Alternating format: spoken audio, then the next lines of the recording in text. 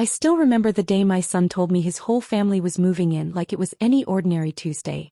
Daniel strolled into my house without ringing the bell, like he owned the place, and dropped the news while I was making coffee. If you're listening to this, please like the video, subscribe, and drop a comment about where you're tuning in from. I'm 70, I told myself, as if the number should make a difference. I spent 40 years cleaning other people's houses so I could buy this one, and now my own son was announcing without asking me that his wife and kids and his mother-in-law would be living under my roof. It landed on me like a pile of bricks. He said it in that casual, assured tone of his. Mom, Jessica's already packing. The kids, Jacob and Emily, are thrilled. They'll have more room to play. And Margaret can't be alone anymore. She's getting too old and we can't afford a caregiver. There's plenty of room here, you live alone. He didn't see how the words were slicing through me. He didn't know that while he spoke I was already thinking, already measuring my options. He had no idea this time I wouldn't be the quiet woman who accepted what was convenient for everyone else. I stood there, coffee pot in my hand, watching him pace my living room like he planned every inch of it. Like all those years I scrubbed floors and washed sheets to finally have a place of my own meant nothing. Like my opinion was some small, forgettable detail. I told him, calm as I could manage, Daniel, this is my house. I bought it. I pay the mortgage. He laughed. A quick, dismissive laugh. And that laugh cut deeper than any argument ever could. It sounded like contempt, like someone who thinks they can decide other people's lives without asking. Oh, Mom, don't be dramatic, he said, rolling his eyes. It's temporary, just until we find something bigger. Besides, company will do you good. At your age, you shouldn't live alone. What if something happens to you and nobody finds out? There it was, that line my kids used when they wanted me to move to Bend. As if turning 70 suddenly made me incompetent. As if 40 years of getting by on my own didn't count for anything. The truth is, I liked living alone. I could watch my shows without anyone changing the channel. I could cook what I wanted. I could invite friends over whenever I felt like it. I had learned to use a smartphone. I was in the Maplewood ladies' chat, sharing recipes and morning hellos with Susan and Karen and the other women. I walked in Maple Park every morning. I didn't need someone to look after me. I'd been taking care of myself for decades. When I asked when they were coming, I kept my voice steady, but something inside me had shifted. This Saturday, Daniel answered like it was a done deal. Jessica'll have everything ready. The kids can use your sewing room. You'll love having them around. Margaret will stay in the guest room. And for now we'll sleep in the living room until we get settled. For now. I knew that for now. I'd seen Jessica move in with her sister, just for a few days, and 2 years later the sister hadn't left. I'd watched Daniel's temporary fixes turn into permanent burdens.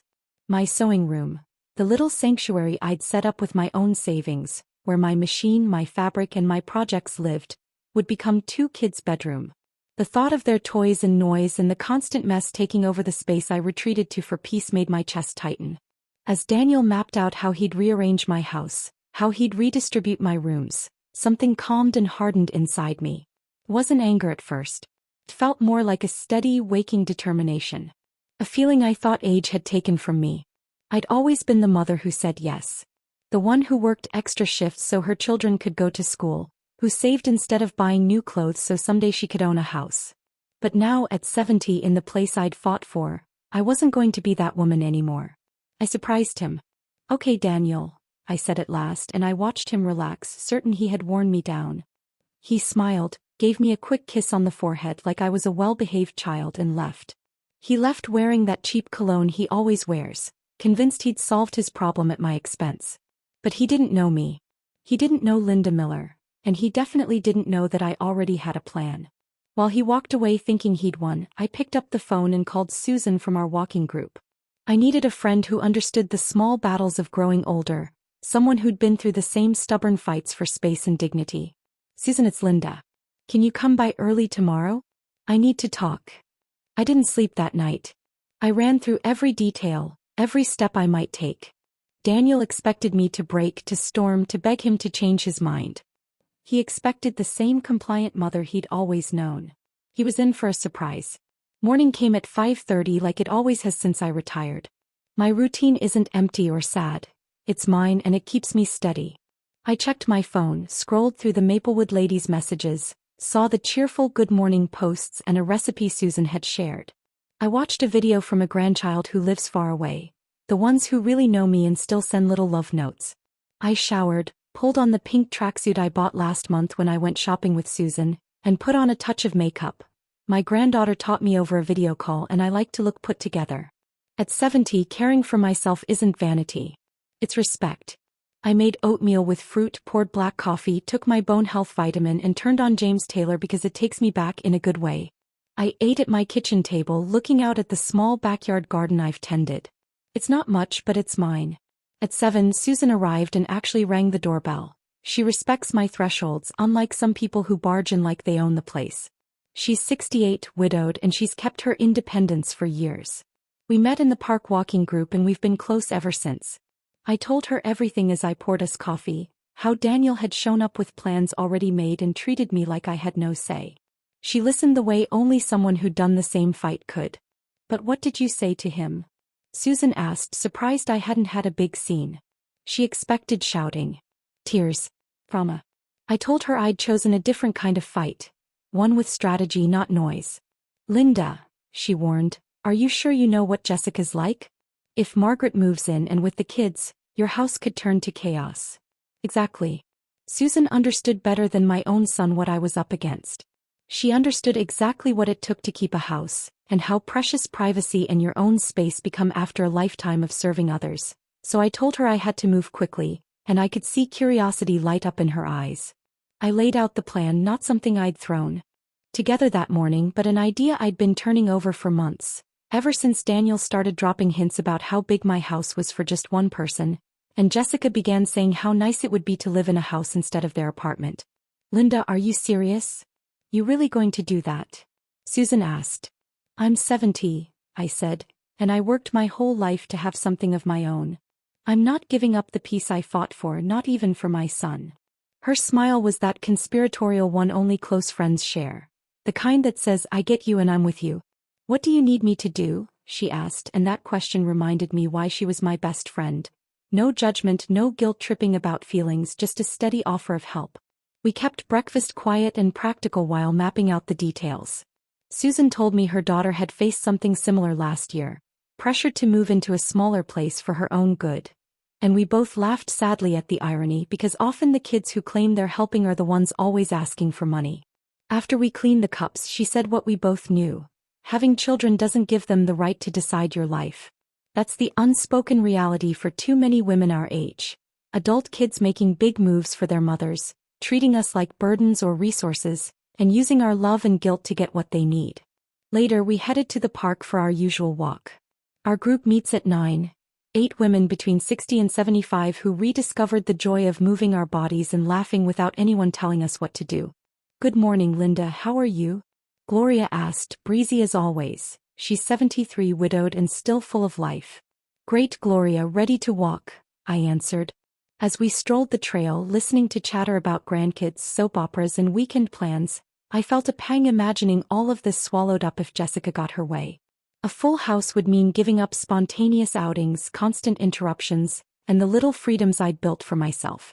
On the walk, Karen told us her son had suggested she sell her car because she's too old to drive. We were outraged. Karen drives fine, she's careful, and all her paperwork is in order.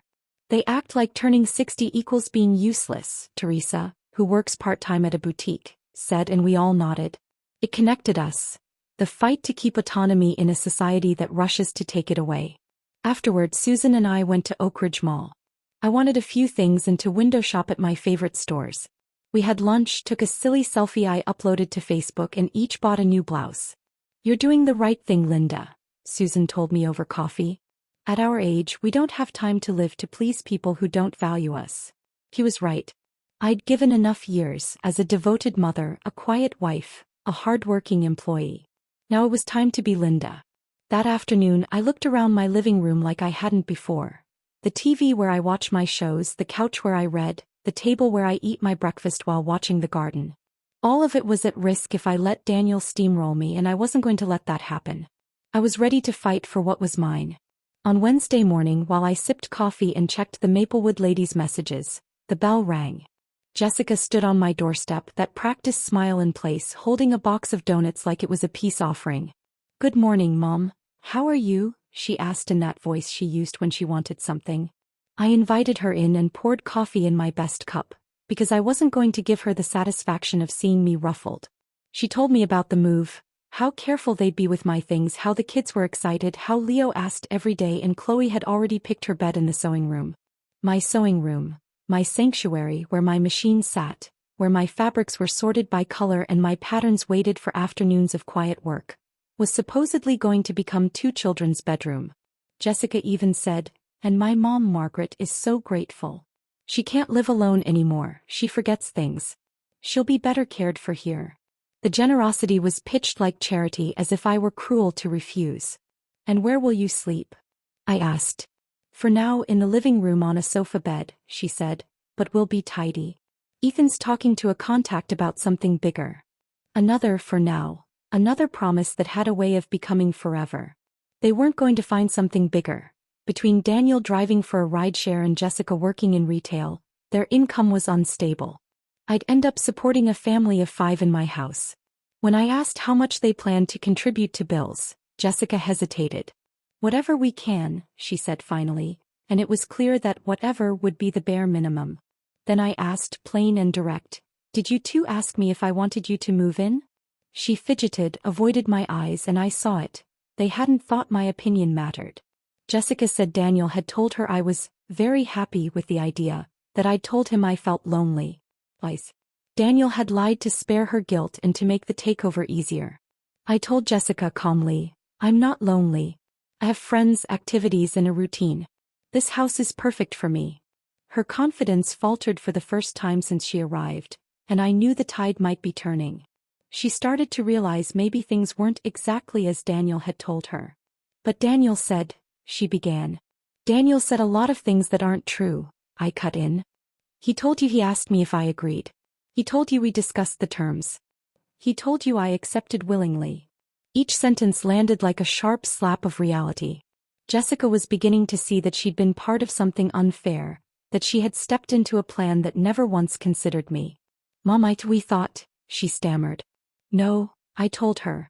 You didn't think about me at all. You thought about fixing your space problem, and you decided I was the solution. For the first time in 5 years of being my daughter-in-law, Jessica had no words. She sat silent, twisting her napkin, realizing they had made a mistake. You don't want us to come, do you? She finally whispered. What do you think, Jessica? I asked. Would you want 4 people to show up at your house without asking? She had nothing to say. Just silence. But then she muttered, we've already packed. We already gave notice to the landlord. We told the kids. And there it was, the real reason. They'd already burned their bridges. They'd locked themselves into choices they had no way out of, choices made without me. Jessica, those are your problems. You made them when you decided for me without asking. I'm not responsible for the fallout. Her face shifted, no more fake sweetness. Annoyance bled through. Daniel told me you'd agree. Well, Daniel was wrong, I said simply. She pushed again. So what are we supposed to do? We have nowhere to go. That's something you two need to figure out, I answered. I didn't create this problem. She left without saying goodbye, the box of donuts abandoned on my table like a symbol of her failed manipulation. She was angry, but she was worried too. For the first time she saw that Linda Miller was not the complacent old woman they thought they could control. When the door shut, I sat on my couch and breathed deep. It was the first battle and I had won. Jessica now knew things weren't going to go her way. The next storm would be Daniel. I picked up my phone and texted Susan. It started. Jessica came and left looking rattled. Her reply was instant. Are you okay? Want me to come over? I smiled. I'm perfect. Tomorrow we continue with the plan. For the first time in years I felt powerful.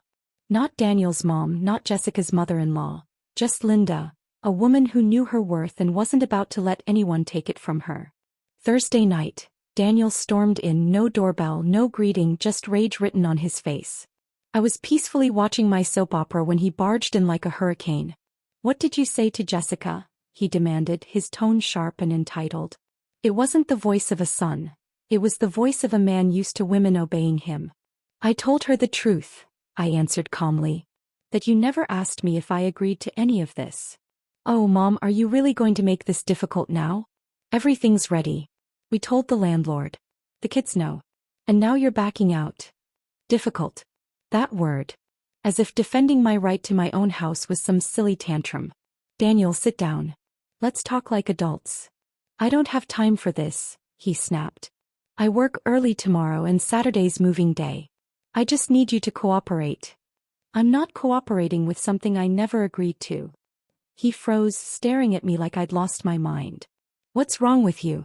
You were never this selfish. Ah, selfish, his favorite word when I didn't give in. Selfish for protecting my home. Selfish for wanting peace. Selfish simply for choosing myself. You live alone in a 3-bedroom house, he pushed. We're stuffed into a tiny apartment. Any normal mother would be happy to help. Any normal mother. Another manipulation, another guilt trip, as if motherhood meant endless sacrifice until the day I died. Do you have any idea how much it cost me to buy this house? I asked. Yeah, Mom, I know you worked hard. But what's the point of a big house if you don't share it with your family? The point, I shot back, is peace. After 70 years of giving to everyone else, I earned that. He blinked, thrown off. He wasn't ready for me to put myself first. We're your family. Families help each other, he said. When was the last time you helped me, Daniel? I asked. He fell silent, searching his memory. I come to see you. You come when you need money. When you need me to babysit. When you want me to cook for your parties. When was the last time you came just to see how I was? He couldn't answer. He knew I was right. If family mattered so much, you would have asked my opinion before making your plans, I told him.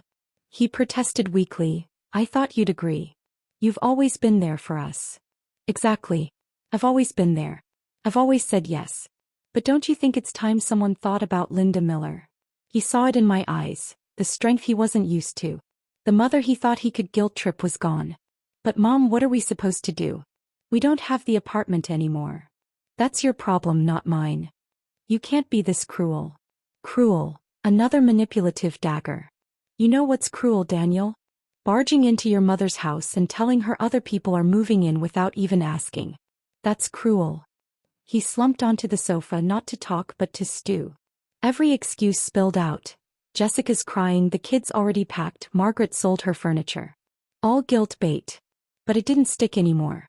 All of that happened because you acted without me, I said firmly. You are not moving in. It was final. No room for pleading. For the first time in my life I had drawn a line with my son. He paced, desperate, throwing out offers. What if we pay rent? What if we cover expenses? What if it's temporary? What if we promise to respect your space? Each time my answer was the same, no, every no chipped away at his pride. You used to be different, he muttered. I used to be a woman who didn't know her worth, I said. Now I'm a woman who does. He slammed the door on his way out, shouting that I was selfish, heartless, a terrible mother. He promised he'd make me change my mind. But he was wrong. Linda Miller had already decided and there was no going back. That night, for the first time in days, I went to bed calm. I had faced Daniel head-on. I had defended myself. And I had won. For the first time in 70 years I felt truly free. Friday morning I woke up with this strange flutter in my chest. Not nerves, not fear. Excitement. For the first time in years I was fully in charge of my own choices, and it gave me an energy I thought I'd lost forever. After my usual routine I called Susan. Ready for the big day? She asked, that knowing tone only best friends use. More than ready, I told her. Pick me up in an hour. The plan I'd been quietly building for months was finally about to unfold. Susan pulled up right on time in her white sedan, the same car her son once suggested she sell because she was too old to drive. Just like me, she ignored that nonsense. Nervous? She asked as I got in. Not at all, I said. Actually, I feel more confident than ever. Our first stop was the bank. For years I'd been setting aside money in an account Daniel didn't know about, saving from my pension and from sewing work for the Maplewood ladies. It wasn't a fortune, but it was enough. Good morning, Mrs. Miller, the manager said as I sat down. How can we help you today? I need to make a transfer, I told her. A large one. She typed in my account details, raised her brows but didn't ask questions. It was my money, my decision. Are you sure about this, Mrs. Miller? Absolutely. Susan squeezed my hand as the transaction went through. There was no turning back now. From there we drove straight to the real estate office. Raymond Fields, a kind man in his 50s who'd been helping me these past weeks, greeted me. "Mrs. Miller, ready to sign?" "More than ready," I said. He laid out the paperwork. "Are you absolutely sure? Once this is done, it can't be undone." I smiled. "Mr. Fields, I'm 70. Most of my life I made choices for everyone but myself. This one is mine. And yes, I'm sure." I signed every page with a steady hand. My name, Linda Miller. Alone, no cosigners, no guarantors. "Perfect," he said. "You'll have the keys to your new property in 24 hours. New property. The words rang like music. A place no one knew about, one that was fully mine. He also confirmed the sale of my old house was moving quickly. Sharon looked at me with admiration. She knew exactly how brave this was. We celebrated with lunch downtown. I ordered my favorite dish, let myself savor it. "Linda, how do you feel?" Susan asked. I grinned. "Free. For the first time, really free." We went over the plan one last time. "What if Daniel blows up?" she asked. "Then he blows up. That's his problem, not mine." Even saying it out loud amazed me. For so long I'd lived to keep the peace. Not anymore. That afternoon I packed just the essentials. Clothes I loved, documents, a few photos of my grandkids, jewelry, my sewing machine. "Aren't you sad to leave?" Susan asked. "This house was my dream for 40 years, I said, folding dresses. But I realized the dream wasn't the walls. It was having a place that was mine where no one else made the rules. While I packed, my phone rang. "Daniel." "Mom, we need to talk." "We already did," I told him. "No, really, we need to. Either come here or I'm coming there. There's nothing left to say." "Mom, please. The kids are crying, Jessica didn't sleep, Margaret sold her furniture. You can't do this. Daniel, the choices you made are not my responsibility. I raised you, supported you for 45 years. I've done my part." And I hung up. Susan helped me load the boxes into her car. "Not much, just what mattered." "Where should we keep these?" she asked. "At your place tonight, if that's okay." "Of course," she smiled. "I love being part of your revolution." Revolution.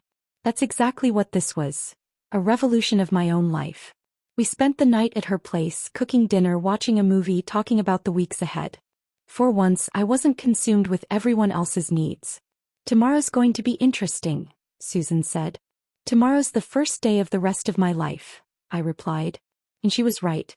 Saturday dawned bright, as if the sun itself was cheering me on. I got ready carefully, then went back to my house to wait for the show to begin.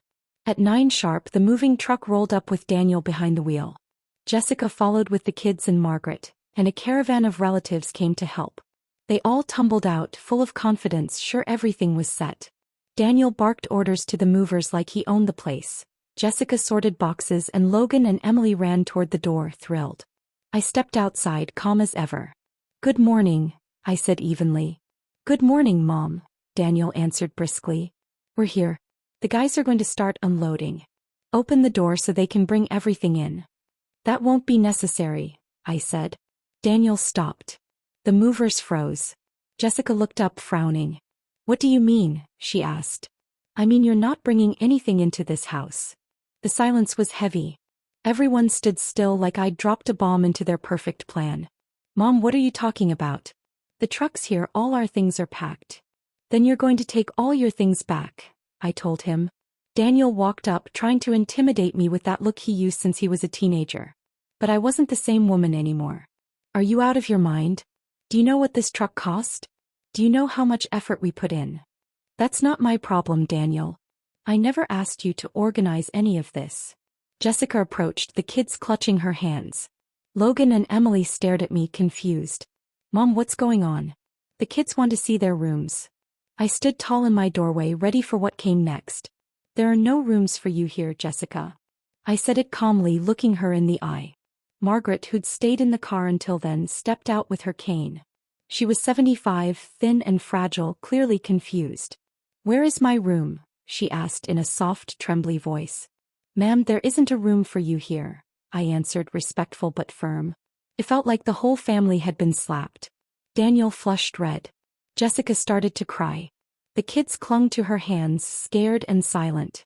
"Mom, you can't do this to us. We have nowhere else," Daniel pleaded. "That," I said, steady as a post, "is a problem you created when you made decisions without asking me. But we're your family. A family that doesn't respect me isn't a family. It's people using me." The movers hovered by the truck, awkward, waiting for orders. One of them asked Daniel, "Sir, do we unload or not?" "Of course you unload," Daniel snapped. "She's my mother. She'll get over this tantrum." "I'm not getting over anything," I told the workers directly. "This is my house. I pay the mortgage. I decide who comes in. You're not unloading a thing." The older mover, a man who'd clearly seen scenes like this before, nodded. "Sorry, sir. If the homeowner says no, we can't unload." Daniel lost it. He shouted that I was crazy, that I was cruel, that he'd prove I wasn't in my right mind. "I'm calling a lawyer. I'll prove you're senile and can't make decisions." "Perfect," I said. "Call one. Meanwhile, move your truck out of my driveway." Jessica came closer, eyes red, holding Emily while Logan sniffled beside her. "Mom, please think about the kids. It's not their fault. Where are we sleeping tonight?" The last card, guilt, played with shaky hands. "The children aren't to blame," I said gently, "but neither am I. Their parents should have thought about them before acting without a plan B." "You can't be so heartless," Daniel yelled. "Heartless?" I met his stare. "You know what's heartless? Showing up at your mother's door and announcing that other people are moving in without asking. That's heartless." Neighbors started to pay attention. Mrs. Parker stepped out to water her geraniums, blatantly listening. Mr. Benson's blinds twitched. He wasn't subtle. "Mom, please, let's talk inside," Daniel hissed. "You're making a scene." "There's nothing to discuss inside," I replied. "You're not coming in." Just then Susan pulled up. She'd planned to be here to back me up if things got ugly. She walked toward us with that quiet dignity our generation wears like armor. "Good morning, Linda. Everything okay?" "Everything's perfectly fine, Susan," I said. "They were just leaving." Daniel shot her a look full of contempt. He always blamed my friends for my backbone as if I couldn't think for myself. "This is your fault too," he snapped. At her. "You put these crazy ideas in her head." "Young man," Susan said, calm as a lake, "your mother doesn't need anyone to think for her. She knows exactly what she's doing." "This isn't over," Daniel barked, corralling his family back to the cars. "I'll be back with a lawyer. I'll prove you're not in your right mind." "When you come back with your lawyer," I called after him, "bring documents proving this house is yours." "I have all of mine." They left the way they arrived, but with their boxes still on the truck in a humiliation they hadn't expected. They left knowing Linda Miller was not the woman they thought they could push around. When the last car turned the corner, Susan hugged me. "How do you feel?" "Free," I told her. "For the first time in 70 years I feel completely free." And I meant it. I'd stood up to my family. I'd set boundaries. I'd defended what was mine. But I also knew this was only the beginning. All Saturday afternoon my phone wouldn't stop buzzing. Calls from Daniel. Texts from Jessica. Even relatives I barely hear from, all with the same mission: make me cave. The first call that got through was from my sister, Denise, who lives out of state and had clearly heard a very twisted version. "Linda, did you really throw Daniel and his family out? What's wrong with you? He's desperate." "I didn't throw anyone out," I said evenly.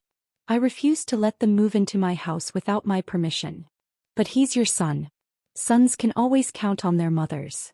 "Sons can count on their mothers," I said, "but they don't get to make decisions for them." Denise didn't get it. Like a lot of women our age, she was taught that being a mother means being endlessly available no matter the cost. "Where are they going to live? Where will the kids sleep?" "That's for Daniel to figure out," I said. "He created this mess. Don't be so harsh, Linda. Help them, even just temporarily." "No, Denise. I've helped enough for 45 years.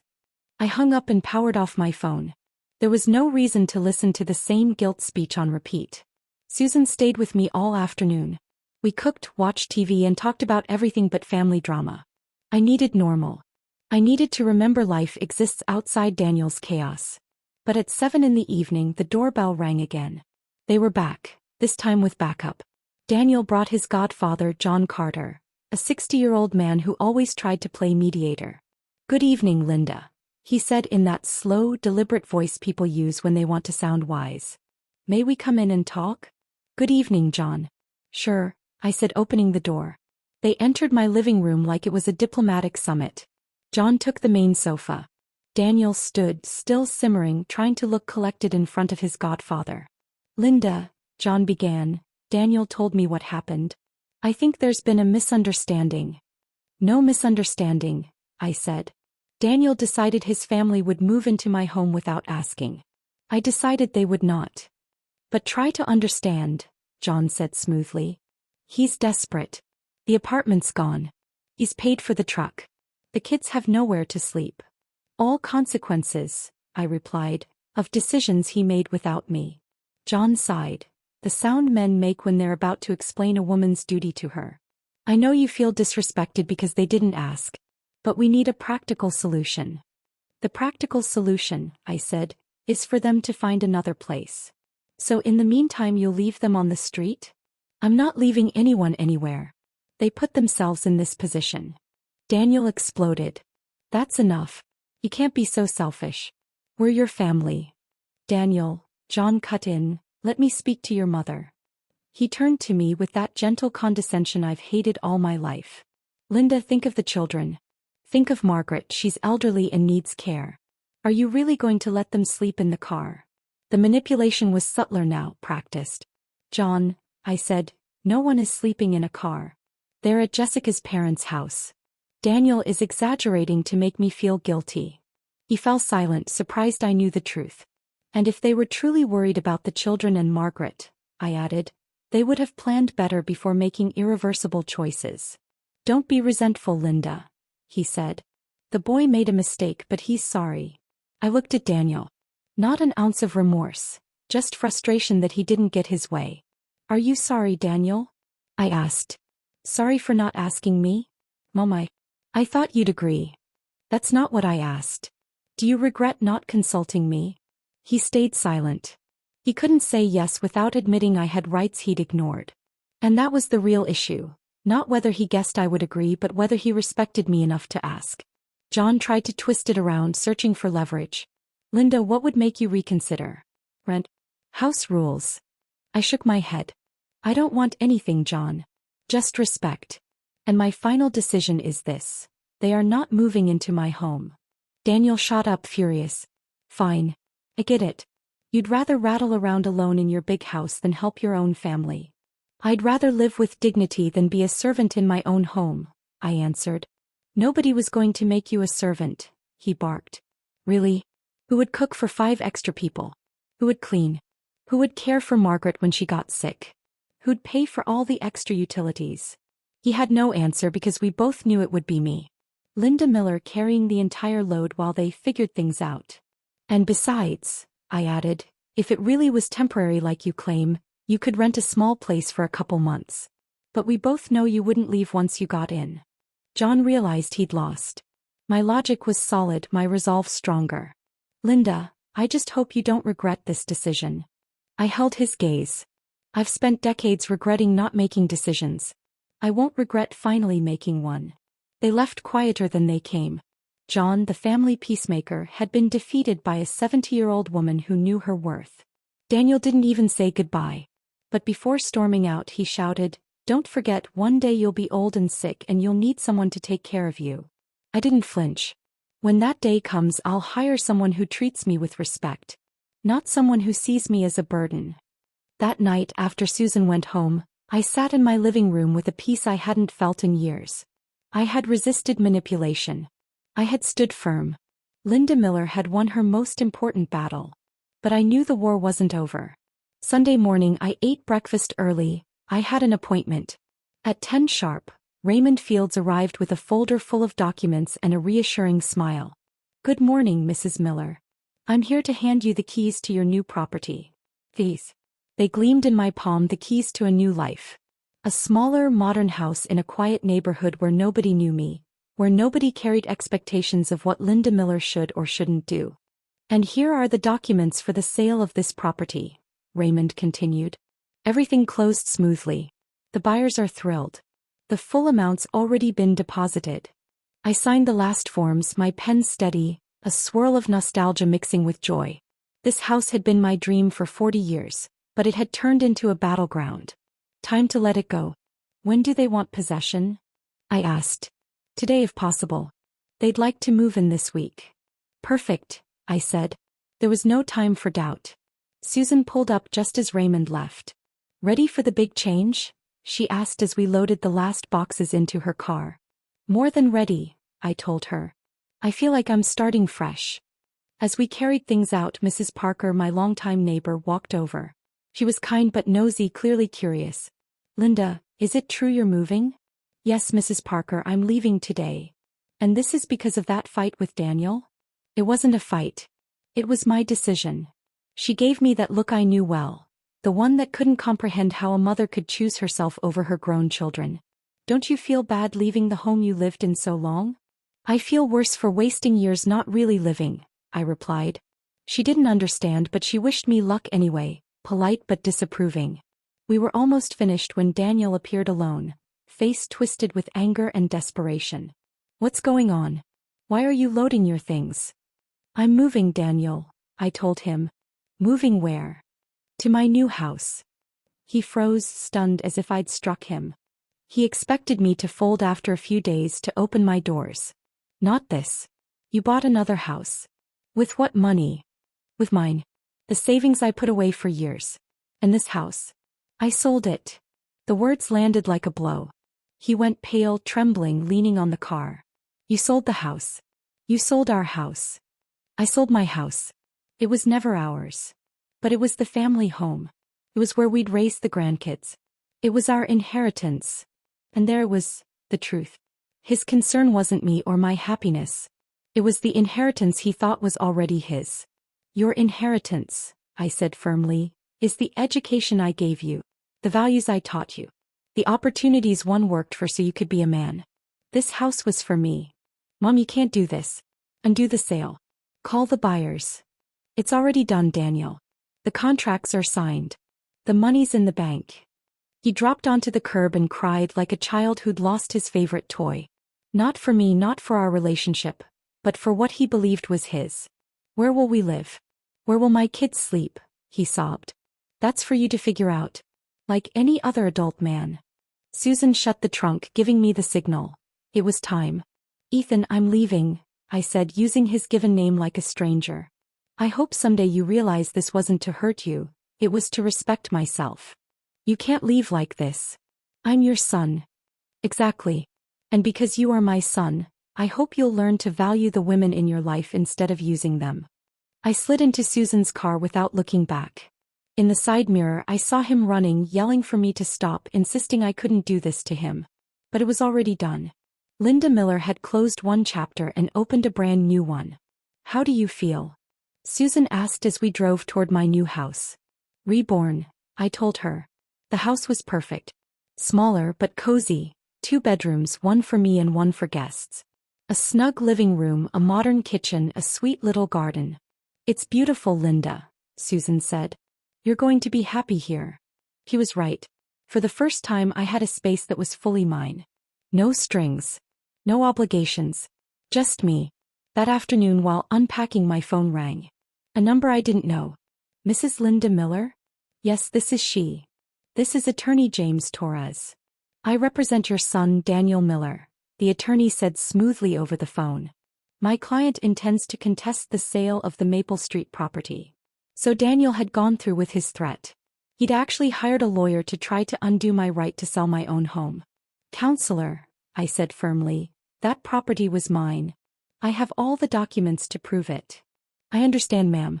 Perhaps we could meet to discuss a possible resolution. There's nothing to discuss. I exercised my legal right to sell a property that was in my name alone. My client alleges the sale was made under emotional distress, without considering family rights. I couldn't help but laugh. Daniel was trying to prove I was unstable or that my family had some claim to my house. Counselor, I'm 70 years old, but I do not have dementia. I'm of sound mind and the title was solely mine. Your client has no claim. Would you at least consider discussing compensation? No, I said. Good day. I hung up, sat back on my new sofa and let the silence settle. I knew Daniel wouldn't give up easily. He'd keep pressing, keep threatening, keep trying to guilt me. But I didn't care anymore.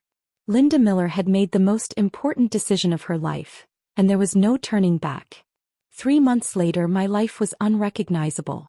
I woke each morning without the weight of anyone's expectations, without the constant pressure to please. My mornings still began with breakfast at the kitchen table, looking out at my little garden, scrolling through messages from the Maplewood ladies' chat. But everything tasted different now. Tasted like freedom. Susan visited every Tuesday and Thursday. We'd become like sisters, holding each other up. I'd also gotten to know my new neighbors. Gloria Jackson, a 72-year-old widow who ran knitting classes, and Teresa Carter, 68, who'd started a home baking business. You know what I love most about living here? I asked Susan one morning over coffee. What? That no one calls me Daniel's mom or Jessica's mother-in-law. Here I'm just Linda Miller. That new identity blossomed quickly. I signed up for a painting class at the community center, rediscovered sewing but this time for my own joy, and even opened an Instagram account to share my projects. The money from selling my old house gave me not only this new home but a cushion of savings that gave me peace. For the first time ever, I wasn't financially tied to anyone, and the independence felt intoxicating. Have you heard from Daniel? Susan asked one afternoon. His lawyer tried twice more, but I don't answer anymore. Denise told me they finally found a bigger apartment to rent. Life had moved forward for everyone. Daniel had been forced to deal with the results of his own choices. Do you miss them? She asked carefully. It was the question I asked myself too. Did I miss my family? The noise, the meals, the sense of being needed? I miss the idea of them, I admitted. I miss the illusion that they valued me. But I don't miss feeling used. That was the truth. For years I'd mistaken being useful for being loved, being needed for being respected. One Sunday afternoon as I watered my plants, the doorbell rang. It was Logan, 8 years old, and Emily, 6, standing on my porch alone. Grandma! Logan shouted, running into my arms. Hello, my loves. Where are your parents? Dad's in the car, Emily explained. He told us to tell you he misses you. So Daniel was using the kids now. Emotional manipulation by proxy. And do you miss me? I asked, kneeling down to their level. Yes, Grandma. Why don't you live in the big house anymore? Because I bought a nicer house where I can be happy, I told them. Can we see it? Of course. I showed them around. Their eyes lit up when they saw my sewing room, full of colorful fabrics and my machine humming. It's so pretty. Can you teach us to sew? Of course. When your parents agree, you can come on weekends. We played for an hour. I baked their favorite cookies. We watched cartoons. We snapped selfies I later posted online. And for once, these were genuine moments. No strings, no hidden motives. Then my phone buzzed. Mom, are the kids with you? Daniel asked. Yes, they're here. They're very happy. We'll come pick them up. You can, but only to pick them up. I won't argue in front of them. 10 minutes later, Daniel and Jessica arrived. They looked worn down, tired in a way I hadn't seen before. Life without backup had taken its toll. Hi, Mom, Daniel said softly. Hello, Daniel. The kids were angels. Jessica muttered a half-hearted greeting, resentment still heavy in her eyes. Mom, can we talk a minute? Daniel asked. I told you, not in front of the children. It's not to argue.